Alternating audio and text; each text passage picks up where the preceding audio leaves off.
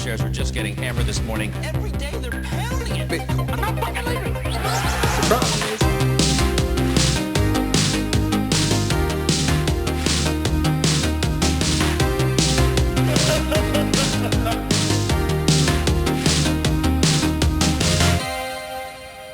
Emil, do you want to kick us off?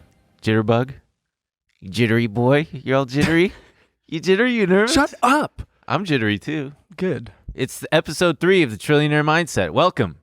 I'm Ben, and as always... I'm Fozzie Bear or something. Waka Waka. Before we get started, please check the disclaimer in the description. It's very important for everything that we're going to be talking about. You know, it just says that we're not professionals and please don't sue us, etc. Go for it if you want. Let's dive right in. We got these, sue us. Who cares, right? We've got trillions of dollars to afford proper counsel. We had some more funny comments to read this week, just right off the bat. We want to read a few. Let's pull some up here. Faraz Ahmed says, the white guy looks like a dollar store Lego man. He's got the Lego haircut and the monotone voice. The Hawaiian guy is also cool. You don't look like a Lego man to me. I don't know who they're talking about. I don't know who they're talking about either. Maybe he's got the wrong channel. Yeah, you're white. Well, no, I'm not going to disclose what my race is here, pal. We don't have a Hawaiian man working on this. Yeah, I don't know who's Hawaiian. But I think you're the dollar store Lego man. At least I hope, because I'm getting a lot of flack in the comments, as we'll see. And also, does that imply that there's a premium Lego level? Dollar store Lego man? What, I'm like a cheap Lego man? I resent that. Yeah. You look even worse than a regular Lego. I'm just going to operate like this the whole time. This is Lego hands. And he said you have a monotone voice. You fully did. I don't have a monotone voice. You did 2 very good impressions last. 2? Oh, yeah, I did the Wrestling Man and I did Nick Cage. Let's go to the next comment. What do we got here? Emil looks like Gladys Berejiklian. And we had to look this woman up. Yeah, this one hurt. Apparently she's a member of Parliament in Australia or something. So I Googled it, and they're not wrong. They're not wrong. And buddy, they're not wrong. I don't want to be mean. I'm sure she's not happy that she looks like me. No. Somebody's got to tweet her and let her know. And for just audio listeners, if you can't see, Gladys Berejiklian, she kind of looks like a young George Clooney, but I guess a bit more rugged and handsome. She's also racially ambiguous. You look at her and you're like, I don't know what I'm getting here. I would imagine she's Armenian because of the... Oh, yeah, the last name. Yeah. Yeah, that's presumptuous, but, she could be white. I've never met someone with an IAN who wasn't. But yeah, I shouldn't assume. It's okay. I look like the guy who played Napoleon Dynamite, John Heater. A little bit. No, watch. Pull him up real fast. John Heater. Heder. It's like the same person. I'll take off my glasses. Even though I have glasses. Yeah. It's the same guy. Wow, you do look like... I look a lot like him. If you take the glasses off. I know.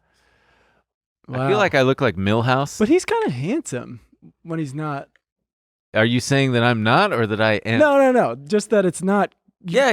No. So you were trying to make me feel better by saying, it's all right, I look like John Heater. Uh-huh. But he's not. But they're saying I look like Gladys Berejiklian. Yeah. I do look like some women. I look exactly like my mom, but I don't have photos of my mom, obviously, if you were to Google her. But I do remember being compared to... My brothers used to say I look like Hilary Swank in Boys Don't Cry, but I've never seen it. That was my old license photo because I had short little bangs on accident. It's not accurate. Anyway, what we got? Do we have any more comments we wanted to look at? I'm looking forward to Emil trying to make a Justin Bieber reference every week. Yeah, that one's gonna be tough. I don't know if I know any other more ones. Bieber stuff. There's Baby Ooh. And I did never say never. Yeah. I don't think I have any more. Maybe I'll slip Peaches in somewhere, but don't count on it. Is that a song? Yeah. That's like his go? most famous. I don't want to sing it. I love peaches. I'm Justin Bieber. I love peaches in the can. It's like he's in the room. All right. Here's one last comment that I really liked from Summer Wood. The government doesn't raise money through death. Ben just does. Huh. I'm getting nervous. There's a lot of people in the comments. I think they're joking, but they are saying they might kill their parents. they better be joking, because that is not a trillionaire mindset activity to partake in. Like I said, hugging parents is very good and something that should be done, because your parents, you only got two of them. Sometimes one, sometimes one, sometimes none. So actually, you've got anywhere between 0 and 2 parents. And depending if you live in some kind of communal living space, you could have multiple parents. Yeah, if God is your dad or something, I don't know if you ascribe to that sort of belief system. God is many people's dad. They call him the father. You sound like the Bagel Boss guy. You are not my boss. You are not my God. You are not my father. Bagel Boss. Oh, bless him. So other people wanted to get to know us a little bit more and how Everyone we met. wants to know how we met for some reason. You want to start it off? We have a mutual connection that fatefully connected us. Sure. My very close friend said... What's his name? Who is this guy? Should we tell him who it is? Sure. It's our friend Phil. It's our friend Phil. He said, I got this, and he's never done this to me before. No, I don't think anyone really has. He was like, I got this guy I want you to meet. I think you're going to like him. What does he look like, you said? No, I said, okay. And then I just kind of didn't really think about it. Yeah. He said the same thing to me. He's like, you got to meet my friend Emil. You guys are both idiots. You're both going to hit it off. You both are going to love each other. I just know it. You got to come. So he invited me over to a party at your house. Right. And he comes in. I was like talking to people, and he comes in. Toward the end of the night. And he comes and grabs me, and he's like, Ben's here. You got to meet Ben. And I was like, okay. And then he just like put us together, and he was like, Ben, this is Emil. Emil, this is Ben. And then we just kind of went, hey, cool. Hey, man, nice to meet you. Thanks for having me and at this party. He was very disappointed because he thought sparks were going to fly. Yeah, and I was a little disappointed too. I was like, damn, this guy doesn't like me. He's not like immediately being like, oh, we're supposed to be friends. I didn't know what to do with it. Yeah. Well, so then it kind of was a dud that night. The party continued. It was nice. And then I left. And then I don't even remember the next time I saw you. We might have gone to the beach together. It definitely all came together at the beach. Yeah, the beach was a big thing. We're going to have to give a photo of the two of us at the beach wherein you are on my shoulders. Oh, yeah, which we've done many times. Yeah, it's a fun bit where we went to the beach just like every damn Saturday, this big group of us, obviously Emil and I. And then we fell in love with each other. Fell in love. Good times. Became really close friends. Started climbing together. Yeah, climbing, bouldering. You're a much better climber than I am. This guy's so strong. You should see him without his shirt. You'll see it in the photo. Yeah, then try to call me Gladys Berejiklian. Yeah, try to call him that without his shirt on. he'll get those pecs going, to doing the pec thing. We can both do that. I don't even know how to do it. You don't know how to do it? You just wiggle your boobies a little bit. You think we'll still be as close of friends while this is going on, or you think we'll just become like work friends? And I'll be like, that's just Ben. We go to like escape rooms together. And I certainly hope not, man. Yeah. We've already climbed once since this thing happened. Yeah. I need to get back. I don't know. It was just, I had that party. I feel like we didn't talk that much at it because it was like, we're always talking now. There will be more parties. Yeah. And there will be more talking and plenty more podcasts, God willing. Right. If you keep liking and subscribing, people, I mean, come on, keep liking and commenting. Subscribing, rating 5 stars, doing all the things, smashing your keyboard. Smashing it, breaking it. So, next on the docket, we wanted to do some education. Yeah. I want to, so on the first episode, we went heavily into your story. Yeah. And it sounds like... And we'll eventually get to yours. Yes. But people are really, they want this kind of like 101 type of thing. And you got into... You mentioned that things started clicking for you when you got into the options trading. Yeah. And I want to know more about that. Everyone wants to know more about that. What options are. I want to know everything about it. It's I think everyone understands the basics of stocks, right? You buy stocks, you own a little bit in a company, you watch it. If it goes up, you sell. If you lose too much, you dump it.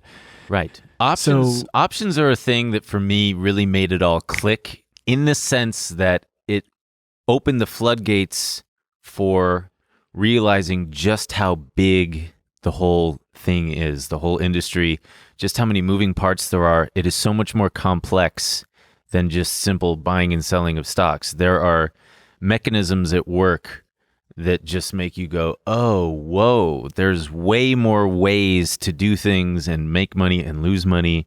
And there's so many more powers and influences that most people don't even realize exist. Right. And a big key to that is the big name is derivatives, but options are the thing. Right. You've probably heard of options before. What do you... Well, so options, I mean, there's options contracts outside of the context of stocks, right? It's a contract. Right. You can buy an option in, a house and be like, I want to be able to buy it for this price. And Did then you pay Google something about options? Because I remember when you Google like options explained, there's a very popular video where they use buying a home as an example. And it's a good example. I think that's probably the most popular example. Yeah. I'll try to dive in right now and explain what an option is, and then we'll get into like the function of how they fit in with stocks and whatnot. And then some of my trades and how I use them and how it can bring you from just using a little bit of money to make a lot of money, right? So an option is, oh boy, man, this is going to be tough. This is going to be complicated stuff, you guys. It's complicated. Make it funny. I'll make it exciting and funny. I'm going to try to the biggest thing I always try to emphasize with this is just don't overthink it. It's a very simple it's not at all complicated. I mean, it is complicated, but at its core, the concept is very simple. So I think it is simple, but then it gets very complicated. Yes, it does. But so what is an option? It's a contract that is between a buyer and a seller. The person selling the contract is also known as the writer. They're writing the contract for you, the buyer. And it's basically giving you the right. It's saying, hey, you have the right to buy it's called the underlying, meaning like if it's a house, the house is the underlying thing that we're writing the contract for. Make sense? Yep. And it's locking you into a price at today's, it's locking you into a set price, but with a ticking clock element. So like locking you into, $200,000 today, and we've got this contract that says, yeah, you get to buy the house at $200,000 no matter what. A week from now, even if the value shoots up to $1 million, yes, you get to buy it for $200,000 because you've got the contract. Hey, you said that you would sell it to me, but you don't get that for free. You bought that contract, right, for some premium, right? Hey guys, we want to take a quick break to thank the sponsor of today's episode, BetterHelp.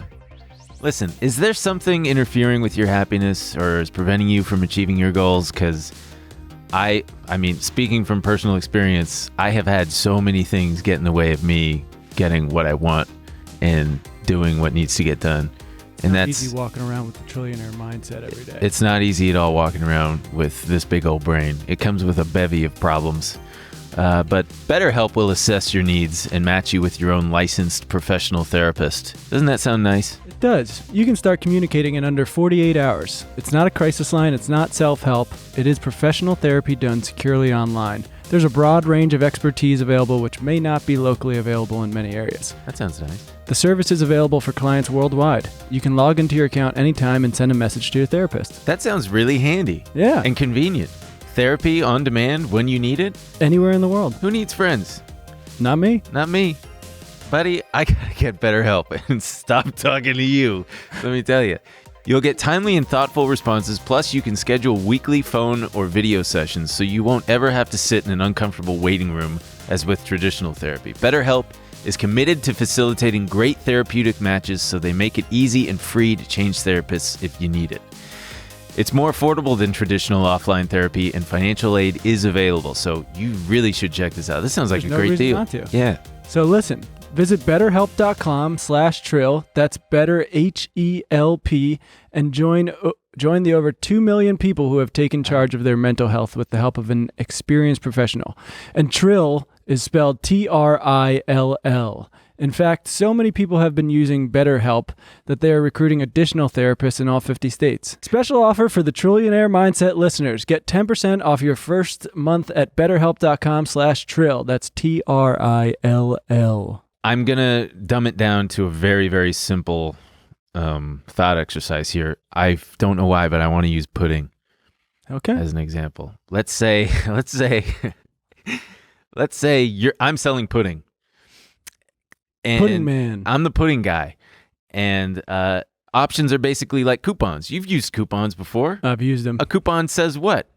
I get a little discount on something I want to buy. Yeah, it's either a discount or buying it at a set price. Like normally yogurt or pudding. Normally pudding You got is yogurt on the brain, my man. I'm always thinking about yogurt. Pudding is normally $5, but this little coupon says you can buy it for $4, right? But the thing is with options and these coupons is you don't just get them for free. You pay money for them. They are there's stocks and then there's options. There's pudding and then there's coupons. And the coupons you can buy and sell freely just as well as you can the pudding, just as well as you can the stocks. Right. And the price of the coupons is directly related to the price of the pudding. Is this a bad example? It's not bad. No, I get it. Yeah. So, okay, let's say I'm selling the pudding right now for $5 a pack. And you come to me and you're like, God dang, that pudding looks tasty. I got a big old tub of Cool Whip that I've just been waiting to use to dollop onto that pudding. You put Cool Whip on the pudding? Oh, hell yeah.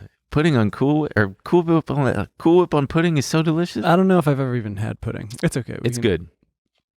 So you come to me and you're like, I don't really know if I want to buy pudding just yet. It's $5, but the price could go up next week to $6, $7, $8, $9. I'd like to lock in that $5 price today. Right. So I'm going to say, all right, man, I'll do that. I'm going to use this granola bar as an example. This is the contract. Huh? I lick my pen and I say, Emil has the right to buy this pudding for $5. And I'm going to give it a month. You have a month to use this contract. And obviously, that's putting a little bit of risk on me. That's putting a little risk on me. Oh, my God. Sorry. So good. Sorry. That is pudding. Sorry. No, but it's true. It's putting a little bit of risk on my end because if I just give this to you, I could be shooting myself in the foot because pudding shoots up to $10 next week. You come waving this thing in my face saying, hey, man, you signed a contract. You got to sell it to me for $5 no matter what. So obviously, I'm not just going to give you this contract for free. I'm going to charge you. Let's say I charge you 10 cents. Does that sound fair? Fine. So 10 cents, you got the contract. Thanks, pal. Right? Next week, let's say pudding shoots to $6 a pack. Ooh. And you've got that contract that you paid 10 cents for that locks you in at $5, right? What is that contract now worth by itself? Don't make me do math. It's worth $1 because it's the difference between the price that locked you in, $5, and the price that the pudding currently is, $6. Right? Mm-hmm. So on your 10-cent investment, you just made 90 cents profit. Woo! Which is how much percentage? It's a 900% profit that you just made. My God. Versus if you had just bought the pudding outright, you would have only made, what is that? 20%. Okay. The $1 increase to $6. So now imagine if you had bought $5,000 worth of those. With a 900%. Yes. Versus buying $5,000 worth of the pudding itself, only making 20% on that. Does that make sense? Mm-hmm. So now since you're betting on it going up, that's a certain type of option. It's called a call option. Right. The other type is when you're betting on it going down because you can do that. It's called a put option. It's the same mechanics. So if you bought a put option with it's called a strike price. Wait, but so a call is the right to buy. It's the right to buy. Put is the right to sell. Yes. Right. Yes. You're selling short. And the puts are often managing risk, right? Yes. Okay. A put is what they call like a hedge because you're hedging your bet. Right. You're defining your risk a little. And also, I don't know if you've said this, but these little contracts. Mm-hmm. You're not obligated to do anything. These are the rights. You can buy them and sell them freely. Options are basically a side bet on the entire market. Right. You've got the horse race that is, I'm just throwing analogies all over the place. Right. The horse race. I'm just sitting at the track covered in pudding, betting on a horse. I don't know what the fuck I'm doing. You're naked. Someone's calling the cops. They got this guy yelling at him about pudding and Cool Whip. He's never tried it before. They're trying to hose me off, get all this pudding He's off. trying to buy tickets for 10 cents. We're trying to explain that the minimum buy-in is $20,000. That'd be a very expensive horse race. But you've got the horse race itself that is the stock market, and it's a multi-billion-dollar enterprise in itself. And then the options market is equally big, if not bigger. People making side bets like, hey, I think that Amazon's going to go to 3,000 by next week. And by next week is a key component here. There's a ticking clock. So like if in a month the price of pudding stays $5, the price of your contract is slowly going to deteriorate in value. Right. It's going to decay. That's what they call it. It's going to drop to 9 cents, 8, 7, 6, 5, 4, 3, 2. Eventually it's going to expire worthless if the price of pudding stays at $5. But if pudding shoots up to $50 a pack, you're making out like a bandit. And then I'm screwed. And what I'm doing is... the person who sold the options. Because contract. I'm obligated, no matter what, I am obligated, contractually obligated to sell you the pudding for $5 a pack. Right. Now that's what's called a covered call because I own the pudding and I'm writing a call contract and selling it to you. There's another thing that people do. It's called naked call writing. Right. Which is if you don't even own, people have gotten into very, very big trouble doing this, and we'll get to a nasty story about it. If I don't even own the pudding, I can still write the contracts. I'm still doing the side bet. I'm still going, dang, I see that guy over there. He's got that pudding going for $5 a pack. I think that pudding is going to go down in value. So I'm going to write a ton of options and sell them to people because I'm going to collect the money. It's called the premium. That's the price that you pay for the contract. 10 cents is your premium. And that's the premium that I would collect as the writer of the contract. Is all of this making sense? Do you have any questions? I'm just going back to the covered call. That one you already own it, so no matter what, you're just losing the money you already sunk into it. Yes. Naked call, you don't own you're going to have to buy the thing. that stock to sell it at that price. Yes. So if I'm writing the contract and it goes up to $50 per pack, I have to fulfill my obligation to sell you the pudding. So I have to go buy it for $50 and then sell it to you. Yeah. Oof is right, man. Do you ever do naked calls? Never. Right. Ever. I don't even think you have to have a certain amount of money and you have to have a certain amount of experience to get your broker to give you permission to do it, because if you screw yourself, eventually you run out of money and your broker is going to be on the line.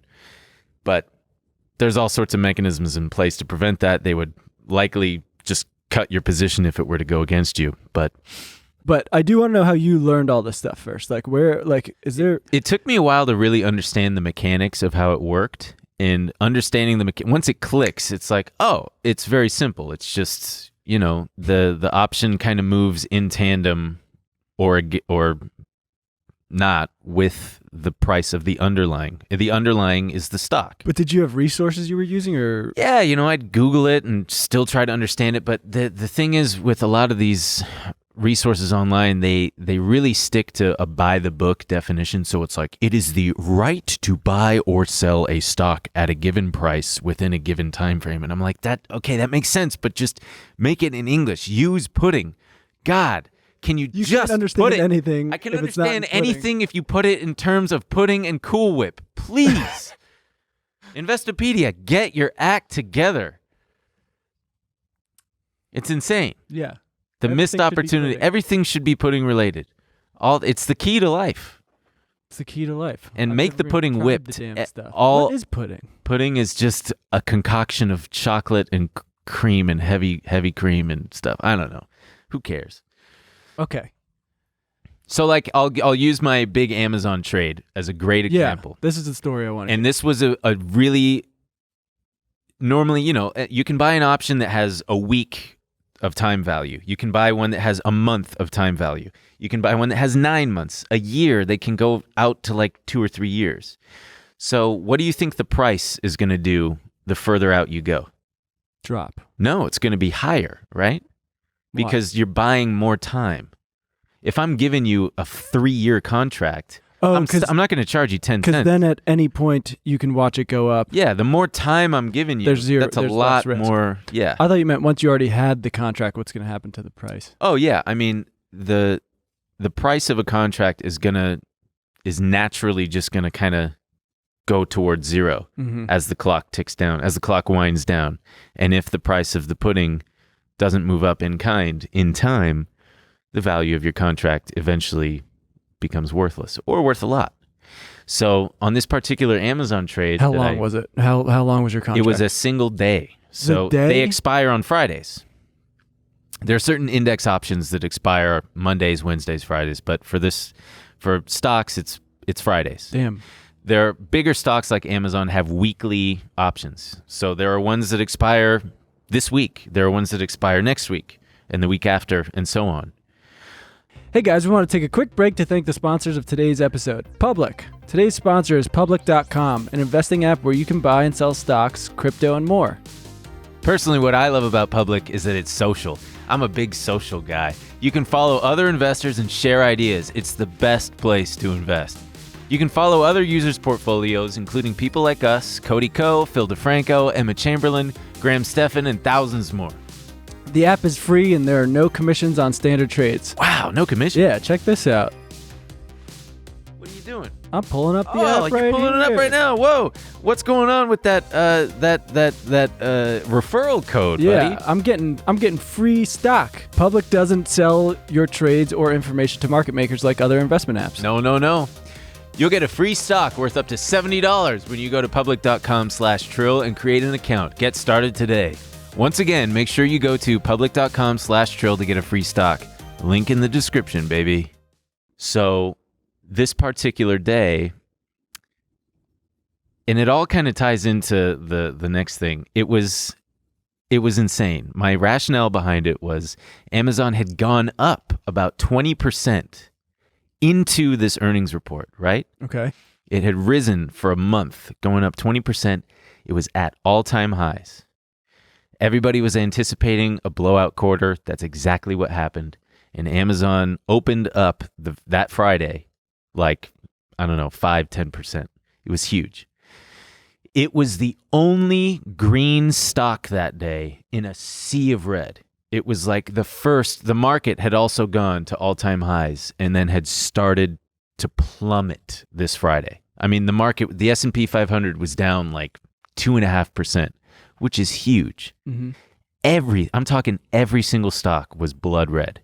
And here was Amazon opening way high after having gone up this much. You remember I was telling you that there's that old adage, buy the rumor, sell the news, right? So that was kind of knocking around in my head. I'm like, how much of this move is still not digested by the market? Everybody's anticipating this blowout quarter. It has already gone up so much, and then it goes up even more on top of that on a day when everything is collapsing on a Friday. I think this thing is ripe for a drop. So I placed an $8,000 bet that by the end of the day, Amazon would be below $15.30 per share, right? Okay. And it opened at like $15.60. So I need it to drop 30 points intraday, like by the end of the day. And I'm like, oh, this is a sure thing. Oh my God. It's already up. So let's back up. Okay. You placed an $8,000 bet. Yes. I bought the puts. Right. Saying 15.30. If it goes below, I score. If it stays above, I'm screwed. Right? Mm-hmm. So what does Amazon do all day? 15.60, 15.50, 15.40, bounce. 15.40, bounce. All day. 15.40, bounce. And I'm just watching my 15.30 put contracts just rapidly go down to zero because I've only got like 6 hours left, 5 hours left, 4 hours left before they expire. That's it. And it's looking increasingly like, oh man, it's just going to stay and not do anything. And I'm just pulling my hair out and I'm like, I guess I was wrong. You know? Lost $8,000. Lost $8,000. Crap.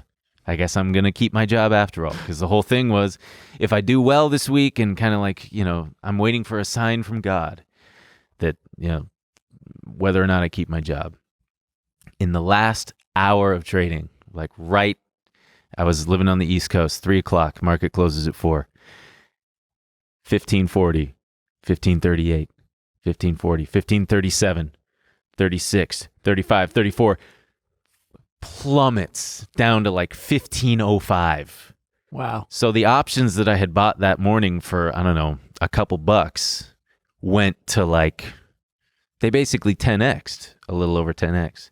I bought them for like $2.50, meaning I had to have it go at least $2.50 below 15.30, which would be my break-even price, 15.27 and 50 cents. Does that make sense? Mm-hmm. Because I bought them for $2.50. I need it to, But so once it plummets, what do? You have to sell I it sold the contract real quick? I was freaking out because by then it was like 30 minutes till the close. And I'm like, hot diggity dog. Oh my God. I put on B.O.B. by Outkast. I just felt like B.O.B.? I felt like it was amazing because it just cracked. It just absolutely waterfalled. And it dropped all the way down to, like 1,500, something like that. And I stupidly sold like, I'm going to sell a quarter and then another quarter and then another. And then I was like, oh shit, $92,000, something like that. It was like just above 90. You son of a gun, you did it. And they had gone, I was down like 95% at one point. It just, all the money was just gone. But then, at the last minute. So that's like the miracle of options. That's what can happen. But that also speaks to a big risk because the people writing those contracts to me is a combination of just other traders out there, but it's also like big banks, right?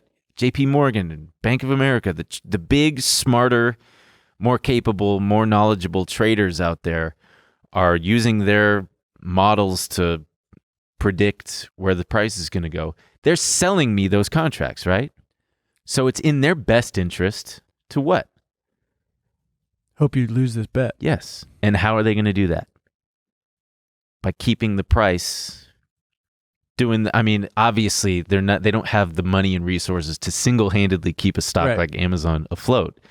But you can see how many contracts there are outstanding on a given day at a given strike price. And that can give you an idea of where the price might not want to go below or above. Right. So if everyone's betting, I said last time, if everybody's betting on a certain outcome, right, it's more likely than not sometimes that it's not going to happen. It's not going to play out in that way. But the opposite can happen where you have like GameStop, where people just bought so many options that it just got out of control. Right. And there was a lot of naked selling with those options where people were just, banks and whoever, were writing these contracts for which they didn't own the shares. And then when the price goes crazy, they have no choice but to buy the shares. And it creates this feedback loop of buying shares to cover the contracts that you've just written. And it's like a wet bar of soap. You're just squeezing it everywhere. Well, I'm trying to wash myself and this bar of soap is just slipping out of my hands. Right. Does this all track? Yeah, this all tracks. If you've got questions about this, good luck. Well, so I get questions from friends being Leave it in the comments or tweet me. How does Ben do this? Yeah. So I am curious if you have you explained it a little bit in your Amazon trade, but I think people are curious what your strategy is here. But I imagine it changes every time, right? Sometimes I'm buying ones that expire that day on Fridays. Options traders call them Lotto Fridays because it can feel like you're playing the lottery. The lotto. Where it's like, oh man, I could pick up this contract for 5 cents. Right. And you just got to hope that you get just some random surge or collapse that would shoot those from 5 cents to 50 cents or $5. And I've seen it happen. I mean, it happens all the time, but it's a total crapshoot. Right. But I think that's the problem. Everyone's looking for an answer, but yes, there isn't a good answer. You are, and I mean, you could be up 500% in 1 minute and back down to only being up 20% the next. Right. It's all just about risk management for your own. It's about knowing when to ring the register. Like a good rule of thumb is if you get a double, if you're up 100%, sell half so that you've at least covered the cost of your initial position. And then the rest is just riding free. Okay. Yeah. And then, you can sell half of that and then so on and so forth. But God, it sounds simple. It is the hardest thing in the world to do. Right. I think that's the problem. Everyone hears Ben made $90,000 in a day, and they're like, "Oh yeah, That was so lucky. Right, let me. That in was on this. so lucky. Yeah, I could have exercised. I mean, the good disciplined thing to do would have been to cut my losses within the first hour. right. But I didn't, because I did.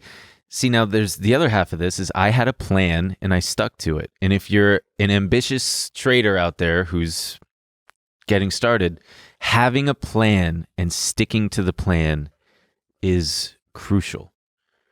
Like if price action starts to go against you, go back to what your plan was. Reflect on what your time frame is. Did you stick to your plan? Because it sounds like you were ready to. I did, because I mean, everything made sense to me, and I might also just be falsely assigning. I mean, these things might not have actually been the reason why it dropped, but for me, it was plain as day. It was like, who is paying $1,550, $60? I think it actually shot up to $1,600 that day. I'm like, who is buying Amazon at $1,600 a share, all-time highs, after going up 20% into this quarter, while the market is looking like it's about to absolutely just drop for God knows how long and who knows how far. Right. It just felt like you're literally going to be buying the top. And what other news is going to keep Amazon going thereafter? I mean, now it's obviously at like 3,300 a share, but at the time, that's what my thinking was. Damn. Yeah. Suck it, Jeff Bezos. Well, Jeff Bezos. I don't know if you got one over on Jeff. No, I don't. think anyone's getting one over on that guy. So there's a hedge. He's technically not a hedge fund. He does. He managed. 290 client accounts. Meaning, a hedge fund, your liability as a participant is limited to what you put in. Mm-hmm. You know, whatever you put in, it could go to zero. That's it. But this guy was like logging into people's accounts and trading on their behalf. Right. James Cordier, I think. James Cordier. Therefore, if he screws up or does something bad, as the owner of the account, you're on the hook. So this guy had a website called optionsellers.com. And what did he do, as the name implies? He sold options. He sold I mean, options. not only that, this guy, I mean, the story is so funny. This guy was like the options guy. He literally... Yeah, I mean, he wasn't. He like had a textbook like from but McGraw-Hill. He fancied it. That was good marketing on his part. Ah, okay. He was just a guy who, his whole thing was selling naked call options on natural gas futures. Right. And futures are just a type of option. It's just you're betting on the future price of things like natural gas, oil, gold, wheat, things like that, commodities. So this guy, his thing, I think it was around, it was the time of year was October or November, just a couple years ago. And he's selling, his whole strategy had been selling these naked options, just collecting the premium. The options go to zero, and that's it. Just right. He was doing over. pretty good on just that, getting Yeah. them like a decent return. Yeah, and it works like 90% of the Right. time, but there's that 10% long tail possibility that it can go against you, and that's exactly what happened. And he lost, he lost $150 million. He lost so much money, his clients not only went to zero in their accounts, but they ended up owing more money on top of it. They had to cover it. Yes, they were on the hook, because I pull up a chart. There's a chart here. If you scroll down just a little bit, that's the chart for the well, I mean, this is an ETF for it, but it's funny. They get so cute with the symbols. Look, you see what the symbol is for this?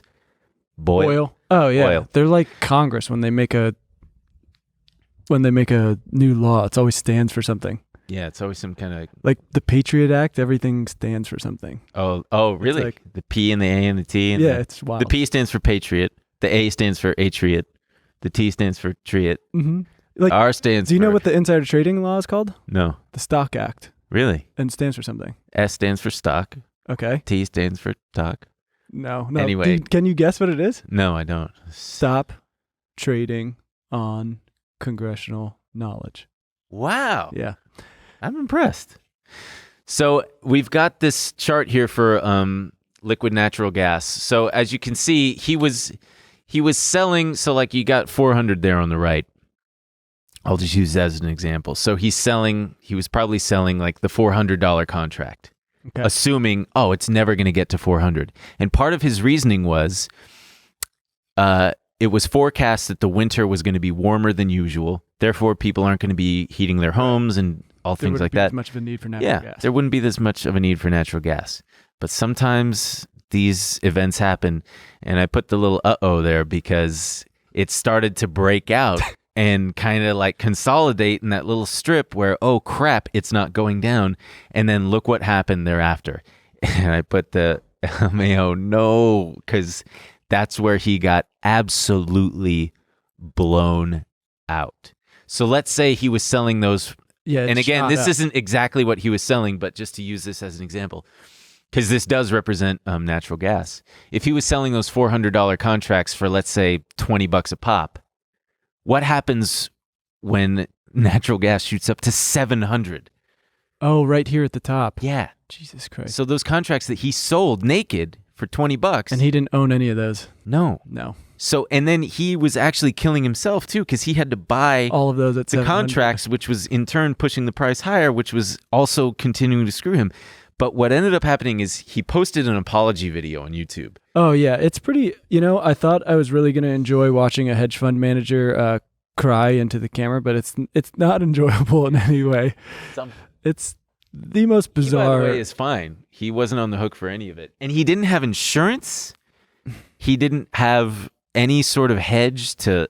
I also tried to find another video of him because, we'll play a little bit, but I wanted to know if this is how he always talks. I've never seen I don't someone think so. I think he was like so this. in shock about what had just happened over the course of just a couple days. Boom, gone. So we're going to play some clips here. I designated a couple time signatures. Here he is. Kurt and Grace in Michigan. I'm so sorry to say that we never got to go bass fishing. He's talking to all of his clients that lost their money, and he's saying he's pointing out a few individuals, just saying like, I'm so sorry, and he pauses because the whole thing is he says, these are not my clients, they're my family. Yeah, they're my family. And so he calls them all out. Yeah, and it's just devastating. I was looking forward to going fishing, and now we're not gonna do. Yeah. I wound up walleye fishing on Lake Erie. It was not nearly as satisfying as had I got to go with you. Because now you Client hate me. in Kansas City. Thank you so much for the barbecue sauce. Thank you so much for the barbecue sauce. I will enjoy it and think of you always in the future. This is what I'm talking. For Larry and Rex. He pauses for seconds at a time. Traumatized. Because in his mind he's thinking, ah! And he's got his cufflinks and his nice watch, and there's some other clips are great. I don't know if we'll get to. The video is 10 minutes long. He does it's 10 minutes long. But and he talks about he says that his dad used to drive an 800 footer, which is not a sailboat. I think he meant 80 feet. Yeah. I can't even picture it in my head. It's so fucking big. And he has all these metaphors for sailing. He uses the metaphor that you all entrusted me as the captain of this ship. And every day I was steering it nice and slow until one day a rogue wave hit. Yeah, and I wasn't able to anticipate it. He keeps saying rogue waves, but my absolute favorite is he says he took all his clients with his calls on speaker so that he could keep his hands like this the whole time. Boy, James. What an absolute psychopath. And he's fine now. He's got, I read an article, he's got like his house in Tampa Bay, Florida or something. And is there one more clip of him that I put some more time signatures here? So many of you chose to entrust in us the ability to navigate in the world of investing. Ugh. Come on, practically every time we spoke of positioning your account the best we could, I referred back to my father, who used to sail an 800-footer. Okay, I can't watch this anymore. An 800-foot sailboat. So this rogue wave is something that you. Okay, so this is. There's a little bit of a lesson here too. Never entrust your money to someone who's not this kind of person who promises. Like, just do a little bit of vetting. I don't know. I don't just. But I think that's the thing. Like I think what you're saying about the marketing thing. I think he did do a really good job of. He was on. I think he would go on CNBC. He was on Bloomberg CNBC or Bloomberg or something. He had the book. Yeah. It got. They did 3 different editions of it. It's like, and he was optionsellers.com. This was the guy. If you want to do options, he's always going to get you your returns. And the thing is with options, and this is a cautionary tale, is the majority. I don't know the statistics. It's like 90% of options expire worthless. That's just the game. And yeah, it can be more lucrative to be on the selling side of it, but if you're going to do that, you have to be hedged. You have to have something in place to protect you. Like if he had bought some call options a little further out to protect him, it would have mitigated his losses and it would have made it fixed so that if it kept going up, the call options that he had would have offset the So naked you're saying ones. he wasn't actually doing a good job of he was looking doing out a for terrible rogue job. waves. I mean, he was caught with his pants down.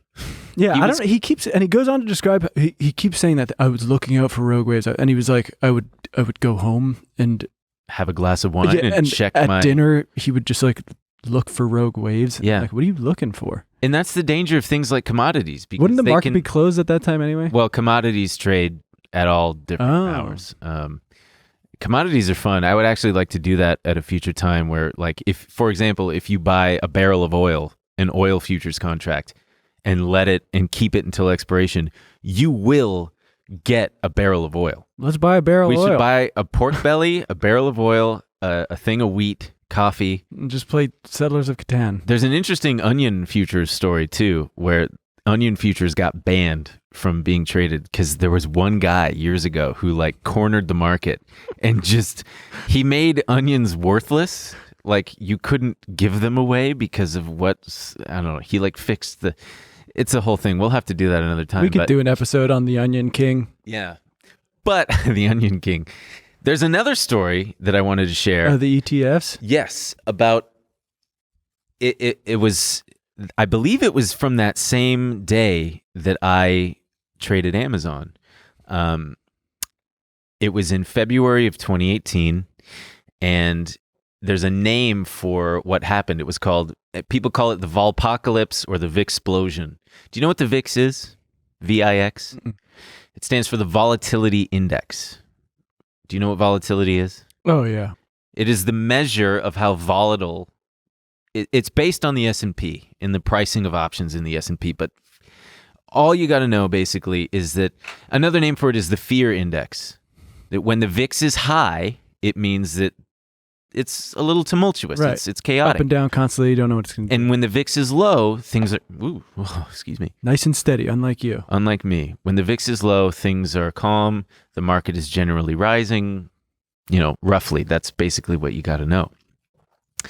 And there are ETFs that trade based on all sorts of things, but there are and were ones. Should you explain what an ETF is? An ETF is called an exchange traded fund. Right. It is a fund that trades on an exchange. Yeah, but it's like fixed to a certain commodity or there are diversified on a bunch of different things. It's not like owning one. Yeah. An ETF like the SPY is an ETF for the S&P 500. Mm-hmm. And it's basically, instead of buying the S&P 500 itself, you are buying the ETF for it, which is the same thing. It's the basket of stocks that comprise the S&P. It's the 500 stocks that you are buying in one handy little mechanism. All ETFs have a prospectus that outlines like how the pricing works, what it's based on. In some cases, there's like an expiration date, I believe. There are rules in place that govern how the thing trades, right? So there exist things called inverse ETFs that do the opposite of the thing that it measures, right? So like for the VIX, there were these inverse ETFs so that when the VIX goes down, the ETF goes up, right? So it's just a bet? It's just a bet. Yeah. It's inverted. Right. And there were a couple, the symbols were XIV, which is clever because it's the backwards of VIX, and there was SVXY. And both of them were mechanisms for shorting the VIX via the means of going long these inverse names, right? And there was complacency involved at the time because people were just kind of, if we scroll up here, I just want to read this. So leading up to early 2018, the market was totally complacent. It was just new highs trucking along every day. And the VIX was like in the low teens, which is so low. It's just like there is absolutely no fear out there. Nothing's happening. Everything's calm. But that's a little dangerous because people were shorting every little time it would pop up. Oh, it's another time to just like short the VIX via buying the dip on the inverse as it just keeps going higher, right? The SVXY. So, like I said, with each drop in the VIX, the inverse ETF would keep going higher, and it almost the inverse thing almost became a proxy for the market itself. Sorry if this is like boring, by the way. I know. No. Everyone's asking for it. Yeah, everybody's asking for it. So the risk that nobody accounted for was that the VIX was so low that the likelihood for it to double suddenly is like very possible because like it's a lot easier to go from 10 to 20 than it is from like 50 to 100, right? Right. And in the fine print of these inverse ETFs was basically that if the thing that is based on goes up 100% in a day, this thing is worthless. That's it. It's just worthless. And there was this small little hedge fund based out of Denver that knew that and placed a modest bet. So like here, this lays it out perfectly. Most conventional investments have theoretically unlimited upside potential. You buy Amazon at 10 and it could go to 10 million, right? That leaves inverse ETFs vulnerable to complete loss of value if the investment that they track posts a daily gain approaching 100%. Because their whole thing is we do the opposite of what it does, right? Right. So what's the opposite of 100%? Zero. Right. So in February 2018, there was a sudden drop in the market and a sudden spike in volatility. Here's the VIX. Look at that. See all that complacency at the end of 2017, going into the beginning of 2018, and then you had a little bit of a pop, and then it jumps up a little bit, and then that one day where it went from a low of 17.5 to an intraday high of just about 37.5 represented more than 100%. So what happened to the SVXY? The next chart we have pulled up here, the inverse volatility index. You can guess it absolutely collapsed on itself. Wow. Yeah. So these guys, these smart hedge fund guys, had bought put options. This is not accurate pricing because it has since done splits. So the price isn't adjusted for what it was, but just for the sake of this, let's say they bought the $300 puts for like 10 cents. $200,000 worth they bought. And they turned that into $17 million. Holy shit. In like a single day. Because they saw what no one else did. It was like a mini Big Short kind of thing where everybody's just greedy and complacent. And there's some cautionary tales. I found there was a subreddit dedicated that people had just made their entire trading careers out of shorting the VIX. And there was this guy. Oh, and here's the corresponding chart for the S&P that day. One of them is in there, is the accurate one, but I think it's that first big red one, that first full, right there. That was that Friday where I shorted Amazon because I'm like, are you kidding me? Like it's in a free fall.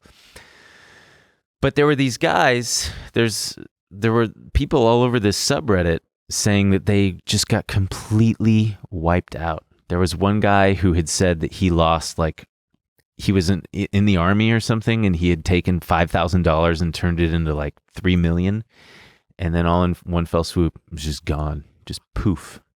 And you ever worry this is going to happen to you? No, because I'm not doing anything like that. It's kind of it's like picking up pennies in front of a steamroller, or nickels in front of a steamroller. It's like, yeah, you're getting a nickel, and it adds up. But buddy, you slip and fall, you're gonna get run over by a murderous, homicidal steamroller operator. Yeah, steamroll operator. So.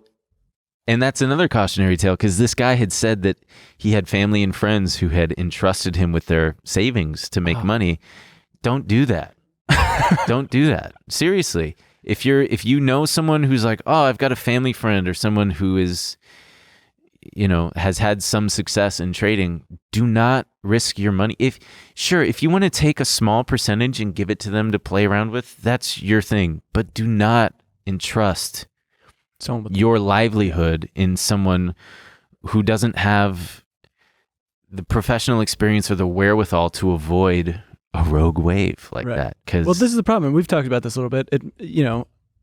I feel bad when everyone wants to get in on this so bad, because it seems like this easy way to make a quick buck, but it's not. It's number one, it's not easy. Like, I think no, it is so hard. I think I have a good idea because we're close friends and you tell me all this stuff, but I think, people hear about the highs, and I mean, you've lost a nice... Oh, I've lost so much money. I'll have to do some of my biggest losses, and they're devastating. Oh yeah.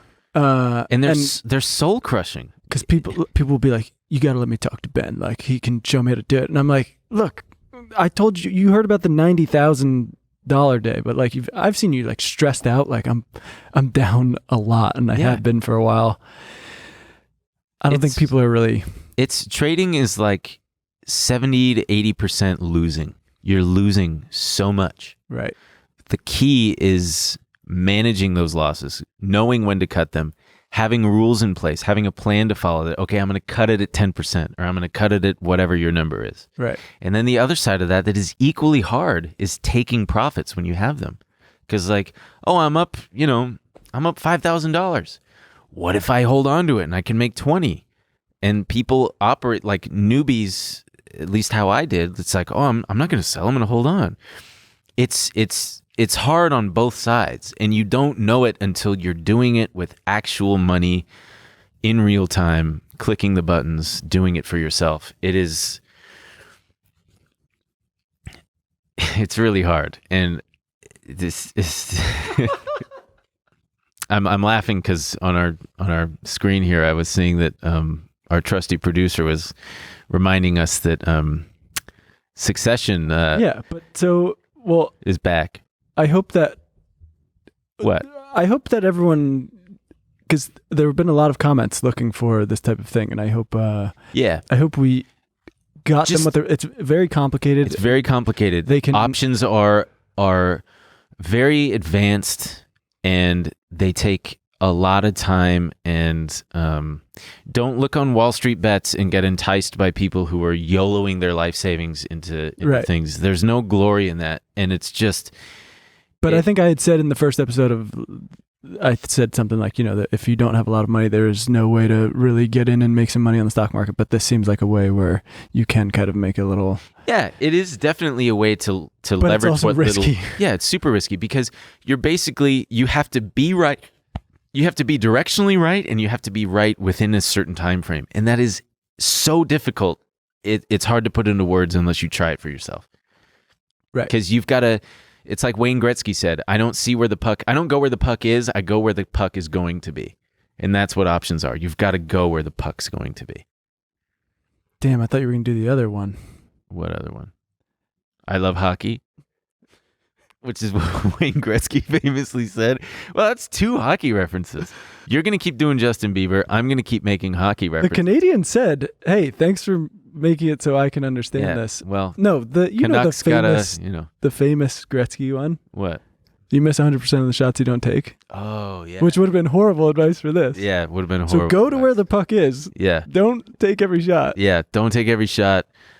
I mean, you got to learn to skate first, too. Yeah. Learn to skate. Move to Canada. Yeah. So for our last segment here, we wanted to. Well, because people think we're recording these early. Yeah. And No, we're recording them these last Monday minute. morning. Yeah, It's Monday morning. and they go out. It's wow. So It's 6 a.m. Monday morning. we didn't have time to pick up a newspaper. We were going to hold up a newspaper from today. I didn't have time. But what we can do is talk a little bit about last Did you night's see the season Succession premiere of episode. Succession? Unbelievable. Good God. I can't believe Kendall did that, number one. Can I try to do Kendall? Sure. Dad, sorry. He's not going to be sorry. He's not sorry. And what's his name? Logan's, Fuck off. I can't, I don't want to, I can't do him very well. Logan Roy is my least. I feel like Logan Roy was a good one. Yeah, I guess. Who's he your was best okay. one? Kendall's pretty good. I like doing, what's his name? Roman? Roman. You know, This guy. That. I don't know what's going on. You don't know what's going on anywhere. Because if you haven't seen, I've got a shill for myself here. I guess I a couple of years ago. Oh my God, this is 2 years ago. I know it. It's terrifying. It's absolutely terrifying. If you're a fan of Succession, go onto my Twitter page @BunCon and check out the. I always thought it was BoonCon. Boone? Why, No. Why bun? Because one time years ago, I went to a Mexican restaurant and there was a thing where you could fill out your address to get, 20% off your birthday or something. And I thought it would be funny to put bun instead of Ben. And I forgot about it. And then, a year later, I get a thing in the mail that says, Bun Con, happy birthday. Come to, Casa Vega for your birthday. And I was like, my name's not Bun. So that one really paid off. That one really paid off. You bet high on that one. Yeah. Plus, Big someone returns. else has Ben Con taken, and I think it might be a soccer coach in the UK. Well, if you're tuning in from the UK, try to get Ben's handle back. No, the guy's really nice. We follow each other. No way. Yeah. His name's Ben. You guys talk? I've tweeted him a couple times. I think I got to get over to the UK and go to a game and get a picture with this guy. He's apparently a great coach. Amazing. Yeah, people are very happy with him. But anyway, I wish I could do.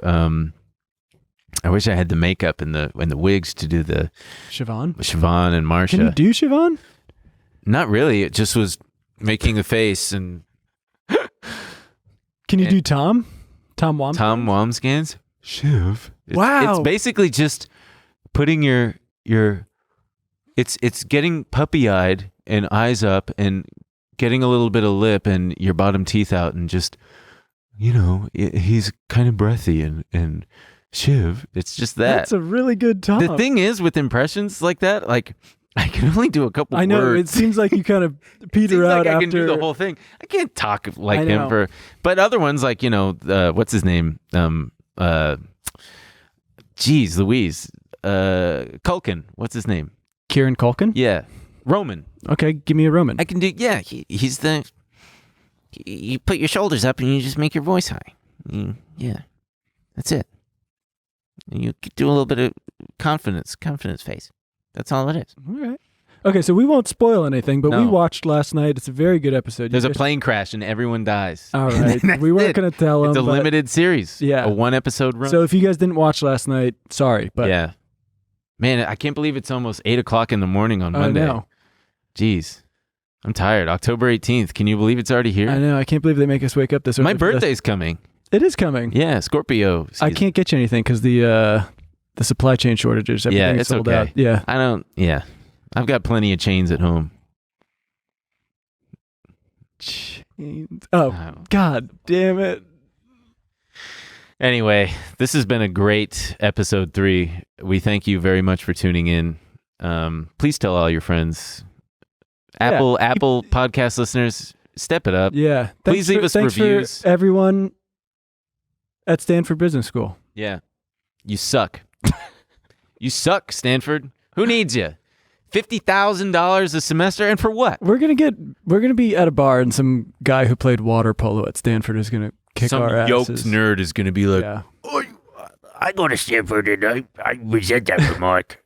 I'd pay $50,000. I'm gonna be a big lawyer, man. I'm gonna be a big doctor. I haven't decided yet because I'm only an undergrad, and I Wow, you really can do. podcast isn't very good. And I tell you, you're making fun of me, and I don't know what this is. That was a perfect Stanford impression. He's yoked. He's a huge dork.